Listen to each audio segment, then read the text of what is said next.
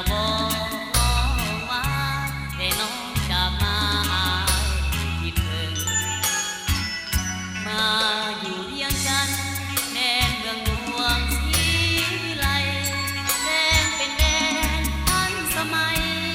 เปลี่ยนเสียงเบาเปลี่ยนสำเนียงแม่นแท้บ่น้องเขาว่าแดนปากไผ่เวียงเสียงโหน่งเบงเนียงลืมเสียงไทย